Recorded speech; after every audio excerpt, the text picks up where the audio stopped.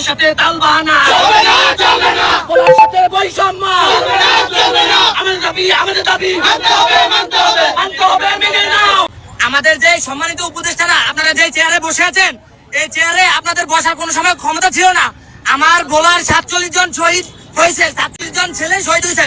আমার বন্ধু নাহিদ ইসলাম ও নিজেও শহীদ হয়েছে, গুলি বর্ষণ হয়েছে। ঠিক আছে, আপনারা যে চেয়ারটা এত সহজে পাইছেন, এই চেয়ারে বসা এত সহজ ছিল না। আপনারা ওনাদেরকে তো এই দেশের জনগণ বসায় না, ওনাদেরকে একমাত্র ছাত্র জনতা আমরা বসাইছি। আমরা ওনারা আচ্ছা নাহিদ আসিফ সারা কয়জন পুলিশের গুলির সামনে যায় বলছে আমাকে গুলি কর, আমরা বলেছি পুলিশের সামনে যায় গুলি কর। আমরা ছাত্র জনতা আজকে এই দেশ স্বাধীন করেছি, কেন বঞ্চিত থাকবো? আমার বলা কেন বৈষম্য শিকার হবে?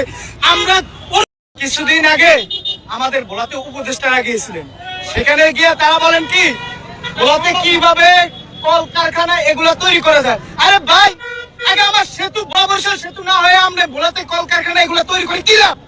আগে তো আমার যাতায়াতের ব্যবস্থা করতে হইব, এগুলো না করে সে এই ধরনের চিন্তা ভাবনা করতেছে। ভোলা কলকারখানা পরে আগে আপনি ভোলা বরিশাল সেতুর ব্যবস্থা করেন, আমরা ভোলার কৃষকরা, আমরা ভোলার সাধারণ মানুষরা তৈরি করে নিতে পারবো। আপনি আগে ভোলা বরিশাল সেতু তৈরি করার ব্যবস্থা করেন। আমার এই দাবি, ভোলা বরিশাল সেতু এটা করার কথা ছিল এই ডিসেম্বরে, তারা এখন চুপ করে বসে, তারা আমাদেরকে সেদিন সান্ত্বনা দিতে যায় ভোলাতে কলকারখানা তৈরি করবো। আমাদের এগুলো আগে দরকার নাই, আমাদের দরকার হচ্ছে আগে যাতায়াত। আমরা যে কোনো মুহূর্তে, আমরা অনেক সময় আমাদের বেশিরভাগ ভোলাতে দেখবেন, আপনি একটু খোঁজ নিয়ে দেখেন, ভোলাতে আপনার অনেক সময় কিছু হার্টের রোগী আছে, ঢাকাতে আমরা ইমার্জেন্সি নিয়ে আসতে পারি না, ভোলাতে মারা যায়।